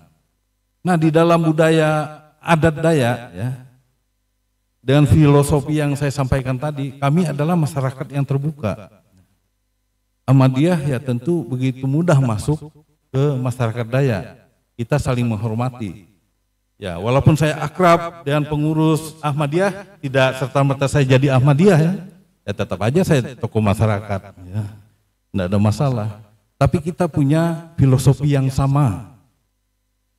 Nah, ketika masyarakat, misalnya masyarakat adat, ada gotong royong, ya, kita kan paling sering itu nanam padi atau apa. Masyarakat Ahmadiyah bisa ikut bantu nanam, membangun komunikasi. Masyarakat lain, agama lain juga bisa di masyarakat. Nah, lewat Rumah Kebangsaan mungkin kita bisa membangun. Benar kata dari pemuda Ansor tadi, komunikasi ini yang harus kita bangun bersama, ya. Sehingga ke depan bangsa kita itu betul-betul adalah bangsa yang bermartabat, menjaga 4 pilar kebangsaan ini tadi. Tidak berat sebelah, semua rata. Ibaratnya 4 pilar ini betul-betul menopang rumah yang utuh. Kita tinggal bersama di rumah besar ini, rumah milik kita semua, rumah bangsa Indonesia. Itu harapan kami juga, harapan pemerintah. Memang pemerintah perlu membuka pemikiran, merubah regulasi. Luar biasa Pak Prof informasinya. Saya berada di tengah-tengah kegiatan ini, walaupun ini untuk pertama kali berada di sini, rasa seperti ya saudara di Sintang sana. Luar biasa, baik, ramah dan lain sebagainya. Sesuai dengan filosofi kami masyarakat adat. Itu kesan saya, bahwa tidak ada yang keliru ketika kita menjalankan ya kepercayaan, ya. Karena faktor yang sama, ya, kemanusiaan, ya, perilaku yang baik, dan ketuhanan itu kita miliki semua. hanya tinggal kita membuka pikiran masing-masing untuk tidak saling menyalahkan. Terima kasih. Baik, baik. Selamat malam. Salam Selamat malam. sejahtera bagi kita semua.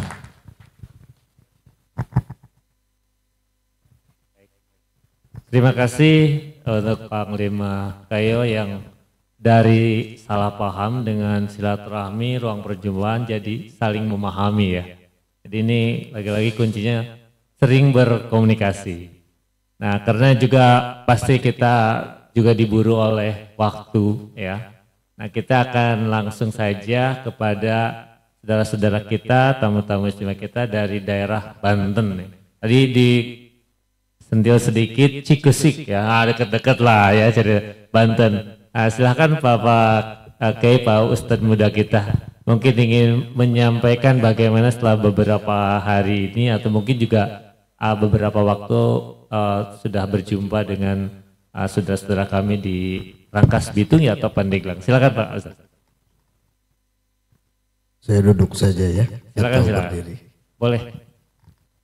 Assalamualaikum warahmatullahi wabarakatuh. Alhamdulillahil ahad. Assalatu wassalam ala man fis sama ismuhu Ahmad wa fil ardi ismuhu Muhammad wa ala alihi wa sahbihi wa mawalah wa ba'du. Al-Mukarram Fadilatul Syekh Kiai Haji Taslim wa Profesor Kunto, bahasa Sunda apa bahasa Indonesia yang ngomong nakabat? Sudah. Campur-campur. Yang saya cintai Bapak Kiai Taslim, sangat saya minta doanya, dan Profesor Kunto yang sangat saya ingin silaturahmi ke rumahnya. Masya Allah. Alhamdulillah, mungkin saya ini Pak Kiai, ini adalah awal saya bisa berkumpul bersama organisasi Jemaat Ahmadiyah. Setelah sekian lama, diri ini selalu mendengar kata orang tentang kejelekan Ahmadiyah. Hakikatan ada Pak Kiai. Banyak tragedi-tragedi besar yang terjadi di daerah kita tentang Ahmadiyah. Bahkan mungkin ketika nanti saya datang ke sana mengatakan saya habis kumpul dengan orang Ahmadiyah, itu harus siap juga. Begitu. Mungkin ada efek setelah kumpul ini. Satu, saya ini adalah sekretaris Tanfidiyah PCNU Kabupaten Bogor. Yang kedua, saya ini sekretaris Majelis Muasalah Baina Ulama Il Muslimin Kabupaten Bogor, saya sekretarisnya. Mungkin pasti karena melihat status WA atau yang lain, pasti itu saya harus menyiapkan ini dan harus mendapat pembelaan dari Pak Kiai Taslim. Selama ini Pak Kiai, kami selalu mendengar itu tentang kejelekan Ahmadiyah.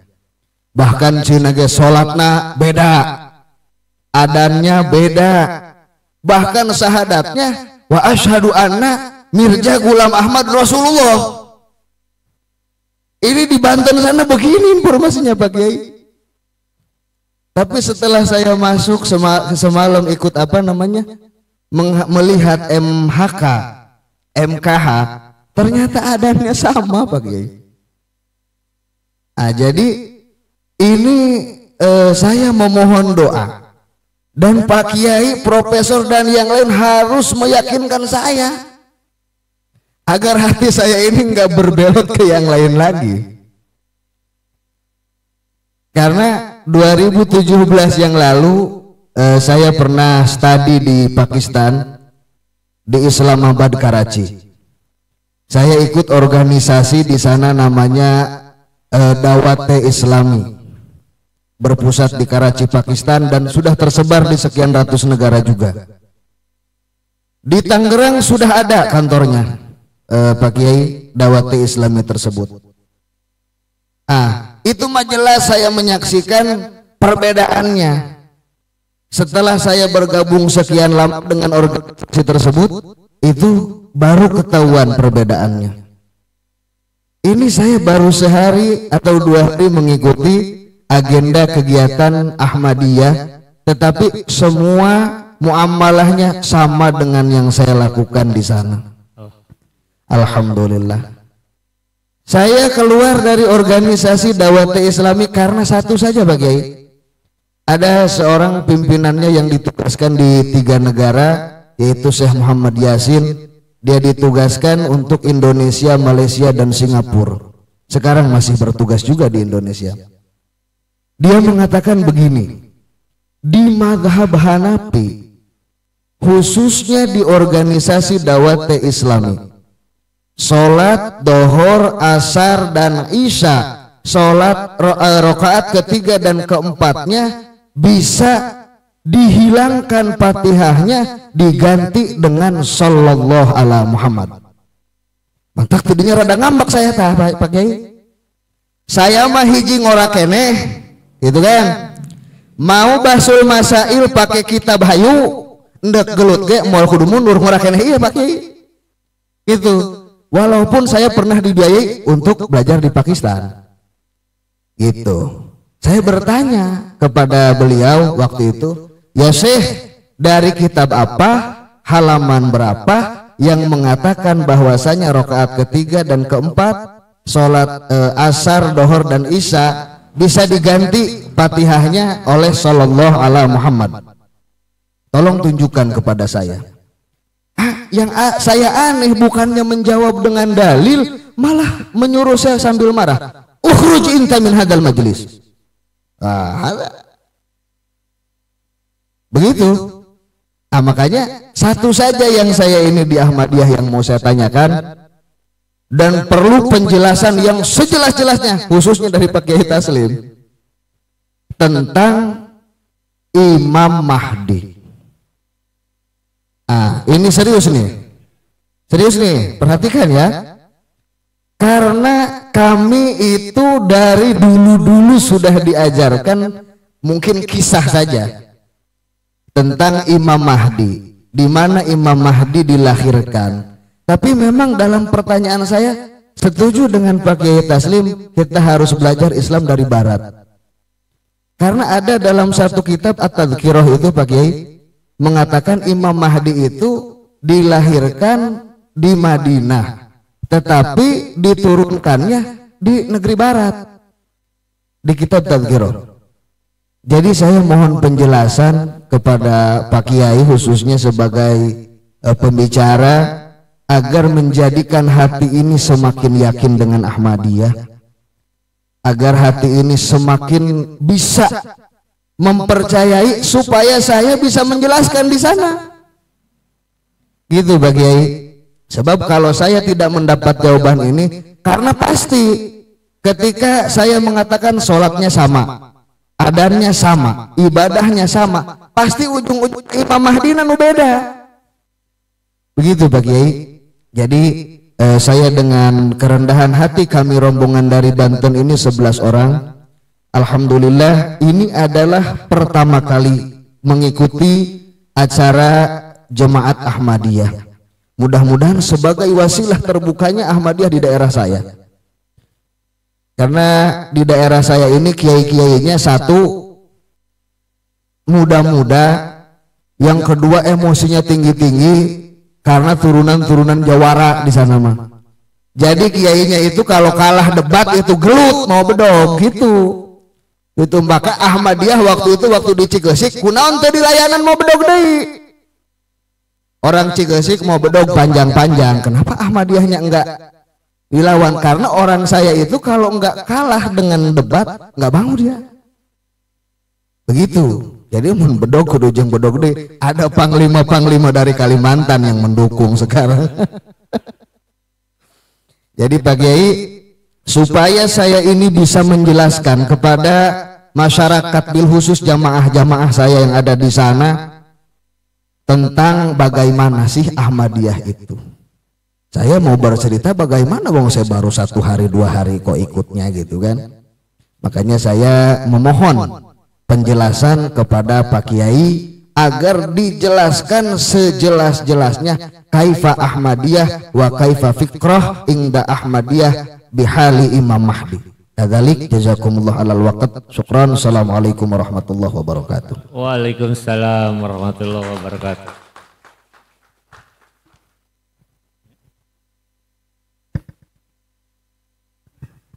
Supaya tidak penasaran katanya nanti pulang. Monggo pakai. Ya, sebagai mubalek internasional saya harus jawab. Saya langsung to the point aja ke Imam Mahdi ya Pak ya, mohon izin ya. Daripada lama-lama menunggu, ini sudah ada ya sudah. Ini berapa orang? 11. Mau baiat di sini apa di London? Supaya tidak membelot nih. Ya, jadi apa namanya, di sana ada Gus Kutir, nanti kita bisa diskusi nanti kalau saya jelaskan secara rinci, nanti ini kan baru sekali, berkali-kali dong yang datangnya. Tapi kalau sekali sudah baiat, alhamdulillah. Kalau saya baiatnya enggak mau di Parung tuh, itu lokal, saya harus ke London. Ya, jadi mangga etama keyakinan atuh. Jadi memang ini kan ikhtilaf ya. Jadi apa namanya, itu satu. Saya mau cerita ini supaya ada cerita saja. Ini seorang kawan saya, tokoh Muhammadiyah di Jawa Tengah. Tadinya gak mau kumpul sama Maulana Syaifullah, itu gak mau. Enggak, berangkat aja satu mobil. Waktu itu kita mau ke Habib Lutfi di Pekalongan. Enggak, ini Ahmadiyah kan sesat. Jangan gitu dong. Nah, setelah agak diplomatis sedikit, kami paksa masuk ke mobil satu bersama Maulana Syaifullah, lalu saya mobil yang lain. Nah, benar dalam perjalanan itu, sampai di Pekalongan, sebelum kami salaman dengan Habib Lutfi, ini Pak Ustadz ini ketawa-ketawa sama saya. Kenapa ketawa-tawa? Iya benar, ternyata teman-teman Ahmadiyah enggak yang seperti yang saya duga. Akidah pokoknya sama, tapi akidah yang tidak pokok itu biasa, soal Imam Mahdi misalnya.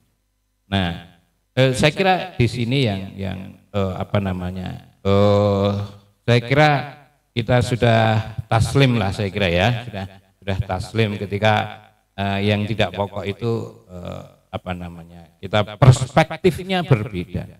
Kalau boleh seloroh ya, ngapain lama-lama nunggu, percaya aja yang sudah turun kan gitu. Terus grab baiat itu yang di London nanti saya rekom, Pak, tolong saya nitip satu, Pak. Jadi biar semakin hormat sama saya. Begitu Jadi itu satu hal. Lalu yang kedua, saya langsung masuk aja kepada pesan yang mulia Hadrat Hudur ya, Khalifah kelima, diri beliau, karena saya bersama beliau Pak Sadar dan kawan-kawan, beliau pesan begini. Jadi beliau ngendika begini. Saya terima kasih kepada saudara-saudara kami dari Indonesia, terutama kemarin para pejabat sudah menyampaikan bahwa ada kemungkinan besar Ahmadiyah di Indonesia perkembangannya membaik. Karena itu saya minta tolong sampaikan kepada masyarakat Indonesia setidaknya menyampai angka 70% bahwa Ahmadiyah itu Islam. Tidak perlu segera baiat, tapi kalau segera baiat baik. Ini tambahan saya. Itu cerita sabda langsung yang saya dengar dari Huzur Rawahut Taslim. Rawahut Taslim. Nah, itu AA jadi pada prinsipnya akidah pokok itulah yang saya kemudian memberanikan diri. Kalau panjenengan punya pengalaman di kick out dari atau keluar sendiri dari organisasi tertentu, saya bukan tanpa resiko. Saya di kick out dari Majelis Ulama di Jawa Tengah. Tapi saya tanggapi dengan penuh syukur kepada Allah Subhanahu wa taala. Berarti saya sudah dianggap lulus jadi ulama. Nah, yang masih pengurus ini belum lulus. Nah, karena itu ya saya terus katakan bahwa ya Ahmadiyah sahadatnya sama dengan memang banyak tokoh yang sekaliber provinsi bahkan nasional itu masih begitu tadi seperti yang pengalaman AA tadi gitu. Bahkan belum lama sahabat saya dari ketua FKUB Riau itu juga dalam perjalanan di Makassar beberapa waktu yang lalu, loh Pak Taslim apa sahadatnya memang sama dengan kita. Nah, itu kaliber beliau. Jadi saya sampaikan. Nah, itu yang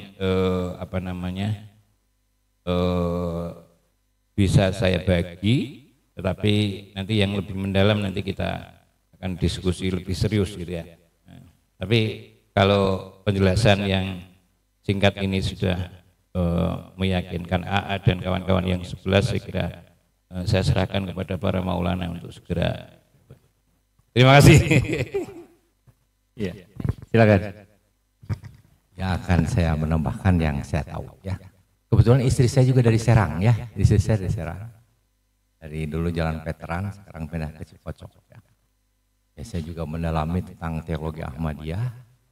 Bahkan saya ngobrol pada waktu saya PhD di mana di Malaysia, ada jamaah tablik ya yang suka keliling begitu. Dia bertanya ke saya, untuk katanya kenapa orang Arab itu lebih menghormati para pekerja dari India dan daripada Indonesia. Apa kata saya itu? Jawabannya adalah karena orang Arab juga masih punya mitos. Mitosnya apa? Bahwa Nabi Adam itu lahir di India, ketemu dengan Hawa di Jabal Nur. Itu masih ada mitos. Dan memang mitos ini juga tentang Imam Mahdi juga ada juga di mana di Syiah juga ada. Ada juga di mana di tempat di agama-agama lain juga. Bahkan Israel juga sekarang lagi menunggu Mesias yang nanti akan ada kurban di tempel itu. Nah, kalau Jemaat Ahmadiyah memang sudah hadir itu karena ditugaskan itu tidak ada Isa selain Mahdi ya, tidak ada, yaitu nanti tugasnya itu adalah yang Mahdi itu Mirza Ghulam Ahmad itu sebagai juga Mahdi, dan Isa yang turun kemudian secara kiasan adalah pertama membunuh babi. Artinya di sini kiasan juga itu membunuh sifat-sifat yang rakus. Itu adalah musuh-musuh manusia itu ya sampai sekarang. Jadi diberikan kekayaan yang bagaimanapun itu tidak akan kenyang. Makanya orang-orang spiritual Nabi Muhammad kenyang sehari, lapar sehari dekat dengan Tuhan. Yesus Kristus, Siddhartha Gautama itu orang yang memang bisa menahan tidak ke dunia. Kalau dunia itu tidak akan kenyang-kenyang. Itu membunuh babi itu dari Jemaat Ahmadiyah. Kemudian juga mematahkan tiang salib. Itu misi dari Jemaat Ahmadiyah.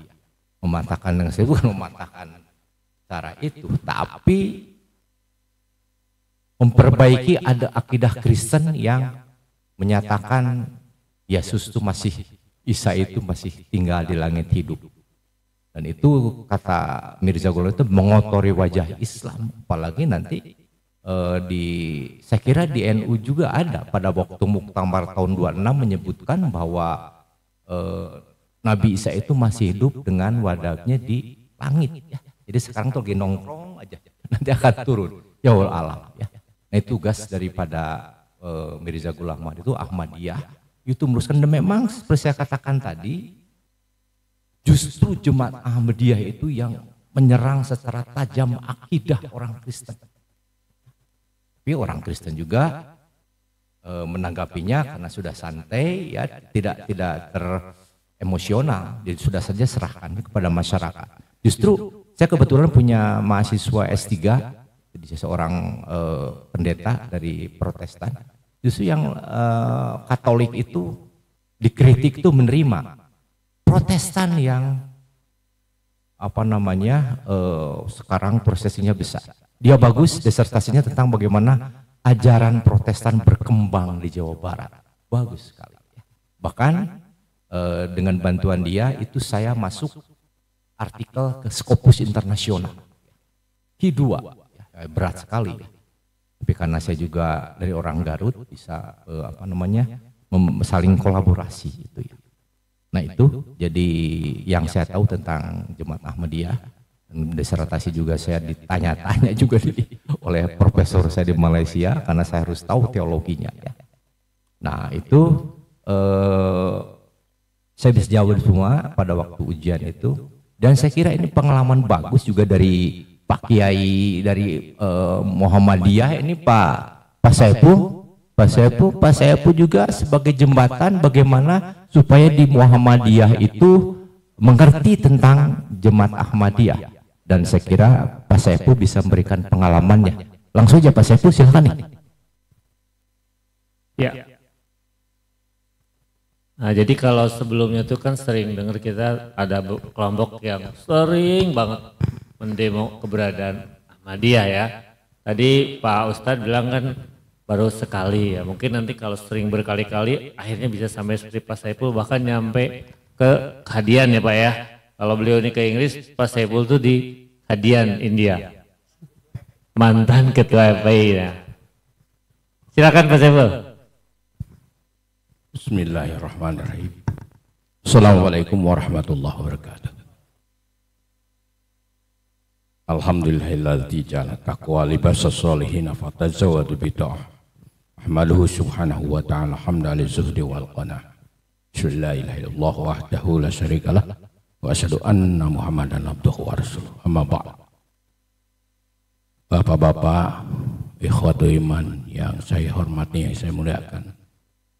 Pertama, saya mengucapkan terima kasih khusus kepada Pak Eki, karena beliaulah saya mulai dekat-dekat dengan Ahmadiyah.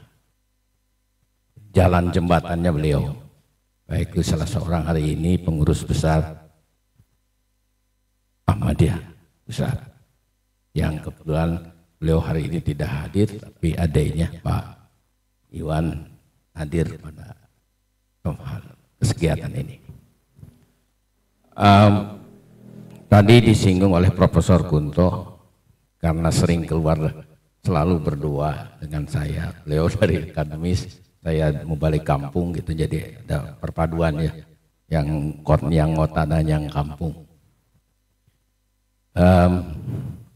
Di Muhammadiyah tahun 1990 awal berkenal dekat dengan Muhammadiyah, kemudian bergaul terus. Tahun 2005 kemudian saya dekat dengan teman-teman Jemaat Ahmadiyah. Saya bersyukur kepada Allah kalau di punggung bapak-bapak, adik-adik, saudara-saudara ada tulisan apa itu?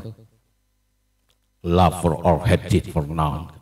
Cintai semua orang, tidak untuk saling membenci. Alhamdulillah bersyukur ke pribadi saya. Sekarang usia saya 76 tahun. Saya belum pernah ada trik hati kecil itu membenci.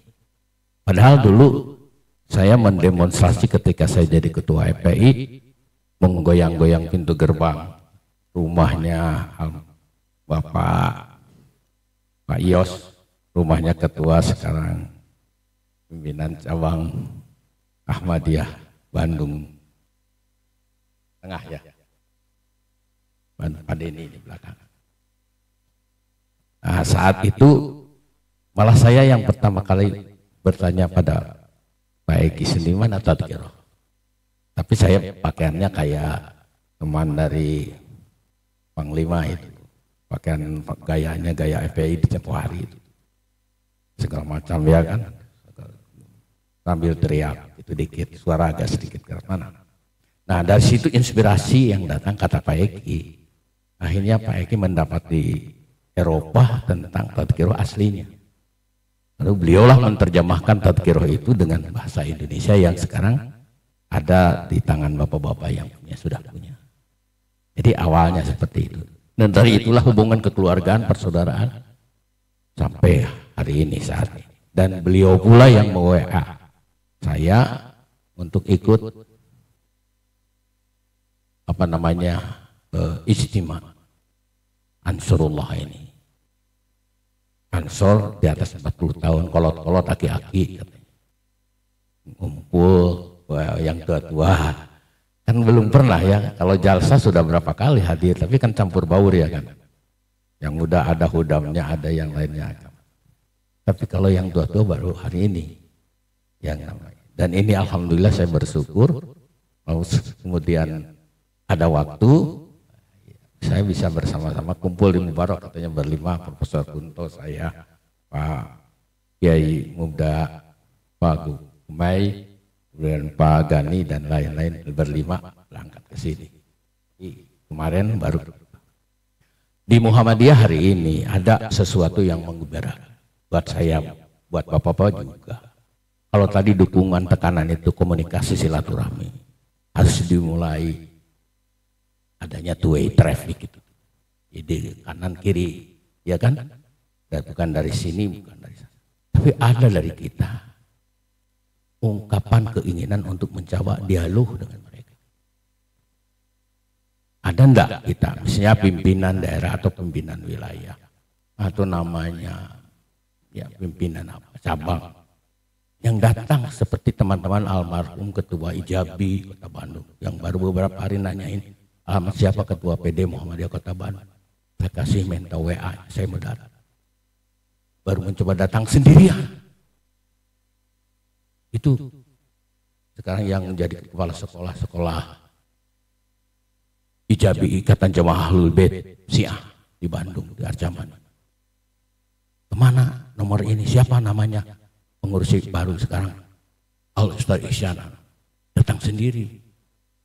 Jadi ada keberanian untuk datang sini hanya untuk bersilaturahmi saja. Lalu telepon ke saya, Kang, ada tokoh Syiah Bandung datang, mau bersilaturahmi. Gimana kalau ini pun dilakukan oleh teman-teman Jemaat Ahmadiyah? Majelis Ulama, Pergub dibicarakan aja, Pergub, Kang Aher terus-terusan begini. Ada dulu almarhum Pak Mansur yang ketua jadi PC Bandung Tengah dulu sebelum Pak Denny almarhum Pak Mansur, Haji Mansur. Yang berani salaman di Horizon Hotel itu dengan Pak Aher, gubernur itu sambil bawa buku Ahmadiyah. Saya dari Ahmadiyah salaman. Nah ini keberanian kan? Nah bagaimana kalau datang juga surat resmi, mau dari PB antar PB ke PP ke Matraman ya kan? Kan sudah beberapa kali saya dengar dibicarakan Pak Sekretaris Umum Pimpinan Pusat Muhammadiyah Pak Abdul Mukti ya. Nah itu sudah ada jangan dari beliau. Sebab kalau PP sampai ke bawah ke ranting misalnya itu kan berbeda kadang-kadang. Cabang karena ada majelis tarjih ya kan yang meneliti tentang keabsahan, kekuatan, kebenaran, kesahihan hadis jadi pembicaraan masalah itu seringkali kalau lihat pimpinan pusat, oh di pimpinan pusat itu ada PB Muhammadiyah. Kan di cover oleh media kan. Ya, mulai melemahkan sedikit yang tadinya akan berpisah jalan sendiri-sendiri, galak sendiri-sendiri.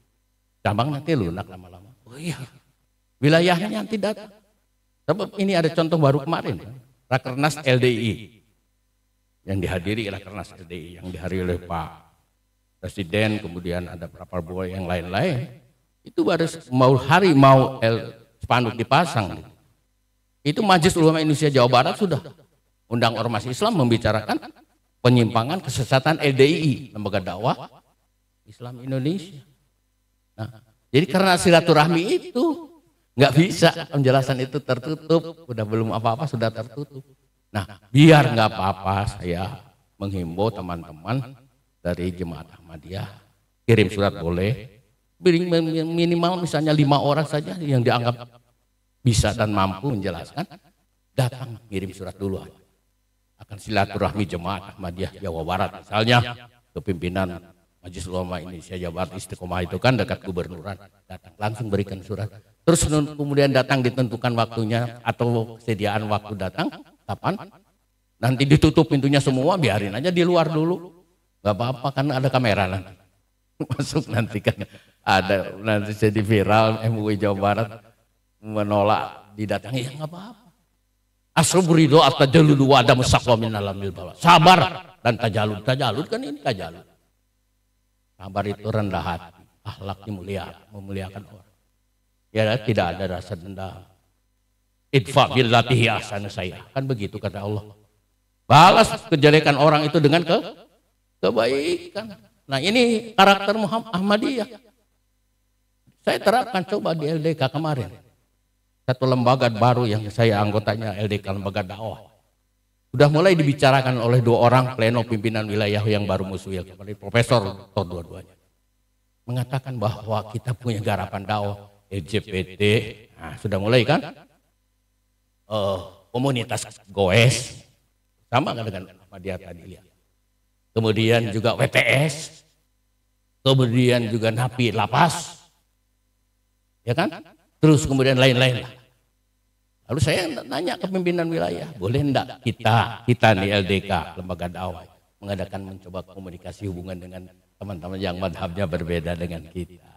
Ya kita dialog kebangsaan lah istilahnya, kalau tadi Bapak Rumah Kebangsaan punya, kita dialog kebangsaan kan sekarang bisa gabung seperti itu. Dialog kebangsaan bagaimana? Oh itu bagus. Nah saya sampaikan ke pimpinan Ahmadiyah supaya coba-coba kalau buat surat, kalau mau suratnya boleh nggak mencantumkan di kop surat pimpinan daerah Ahmadiyah atau apa ya, pimpinan wilayah, atau karena masjid saja, Masjid Mubarak misalnya Jalan Pahlawan nomor sekian, kirimkan itu, boleh begitu, sehingga ada jawaban. Datang ke sana rame-rame, kemudian ada terjalin silaturahmi. Nah kemudian nanti seperti Pak Kunto ini pahlawan, berani menerobos kampus di Unpad, ya S1, S2, S3 dikumpul. Saya sering beberapa kali hadir datang untuk melihat saja orang-orang pintar. Dibicarakan, dipanggil Pak Eki dan teman-teman yang lain, membicarakan Ahmadiyah itu apa. Ada memang mahasiswa yang acung tangan interupsi ya. Oh katanya tidak sepakat, tidak mengerti, tidak paham seperti ini. Enggak apa-apa, tenang aja Pak Kunto. Oh berkali-kali, baru kemarin juga berapa kali. Nah seperti itu kan ada ruang dialog, sehingga mahasiswa yang tadinya suka melihat dengan tadi bahasa Pak Kiai Taslim itu belum apa-apa sudah sesat lagi, belum apa-apa sesat lagi, seperti itu sudah mulai agak dingin gitu. Oh iya. Yang terakhir, jadilah orang terbaik, biarin orang lah berbuat, selalu senyum, ya kan? Kalau di Mubarak itu selalu ngebagi sembako gratis. Mau yang diundang tuh siapa aja lah, nggak tahu mau tetangga mau apa, kanan kiri belakang, anti pakai kupon oleh Ahmadi. Sembako gratis, kemudian pengobatan gratis. Kemudian Pak Gani, mana Pak Gani? Ada sini. Ini nggak tahu berapa ratus kacamata gratis seperti ini. Diperiksa dulu kayak dokter ahli mata. Ini apa minus plus. Akhirnya kita kan bisa baca. Beliau nih ahlinya, boleh nanti kapan-kapan diadakan pengobatan air mata gratis dengan kacamatanya. Wow. Itu berebut orang datang. Mubarak sama Masjid Ahmadiyah. Sudah di mana? Dari Ahmadiyah saya ikut. Apa? Numpang kacamata gratis katanya. Kalau nggak apa-apa teman saya begitu. Minta kuponnya Pak. Nah itu salah satu Salah satu. Iya orang lain kan juga begitu sekarang. Bagi-bagi sembako juga kan. Kalau punya keperluan, punya niat bagi sembako gratis pakai gambar apa. Ini kan sudah mulai seperti itu. Dan itu sudah mulai sekarang. Alhamdulillah kita bersyukur. ada kegiatan seperti di Manislor sudah dianggap nomor 1 ya kan, hampir ngegeblek semua seluruh desa, kecamatan, semuanya jemaat Ahmadiyah. Mudah-mudahan yang lain juga begitu. Yang penting ada kerjasama, yang penting ada 2 organisasi Islam yang di Indonesia yang kuatnya, Nahdlatul Ulama dan Muhammadiyah. Paling tidak pendekatan mereka supaya akhirnya kegiatan apapun yang dilakukan Ahmadiyah begini aja sudah. Ya kan? Tidak usah ikut berubah, bayat nuntut mau di London apakah mau di mau di Parung mau di Korean, nggak usah, nanti pelan-pelan lah seperti itu ya. Menunggu dia sendiri juga nanti kan harus malam sholat dulu ya, minta petunjuk dari Allah biar Allah sendiri yang menggetarkan hati kan. Oke, nggak usah didorong-dorong orang, diajak-ajak orang, nanti orang juga milih datang sendiri. Terima kasih atas perhatian, mohon maaf bila keliru. Mudah-mudahan Allah memberkahi kita terutama jemaat Ahmadiyah maju. Assalamualaikum warahmatullahi wabarakatuh.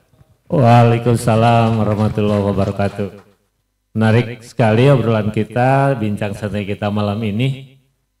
Namun tentu saja karena waktu kita udah 30 menit melebihi batas, tak terasa. Mudah-mudahan ini tentu saja bukan pertemuan yang terakhir ya. Apalagi baru pertama ya yang dari Banten. Jadi perlu terus-menerus kita bersilaturahmi agar saling memahami. Terima kasih jazakumullah pada saudara-saudara kita dari Semarang, kemudian dari Kalimantan, juga ada dari Jakarta Timur kalau tidak salah ya, dan juga Banten, serta tentu saja narasumber kita Pak Kiai Haji Taslim yang sudah menjadi juru bicara Mubalik Internasional, juga Prof. Kunto, terima kasih untuk waktunya setiap saat kapan saja. Saya kontak Pak, kita mau podcast di mana nih? Langsung saja di kampus. Luar biasa Prof. Kunto, dan setiap tahun memberikan kesempatan kepada para mahasiswanya untuk mengenalkan fakta tentunya. Jadi hari-hari ini kan kita berusaha untuk menjadi yang terbaik kalau kata Pak Saifullah, lalu tidak pedulilah apa kata orang lain, kita berusaha yang terbaik sesuai dengan moto kita, love for all, hatred for none. Mari kita mencintai dan tidak membenci siapapun di sana. Dan tentu saja bagi kita di kalangan Ahmadiyah menjadi sebuah kekayaan dari segala apa yang tadi disampaikan oleh para tamu istimewa kita, tip-tip serta mungkin pengalaman-pengalaman yang juga menjadi masukan ya bagi kita ke depan, bagaimana bisa lebih dipahami, bisa lebih diterima supaya faktanya lebih bisa diterima oleh masyarakat. Akhir kata saya mengucapkan terima kasih, mohon maaf atas segala kekurangan yang ada, dan juga untuk Pak Sadar terima kasih untuk waktunya. Assalamualaikum warahmatullahi wabarakatuh.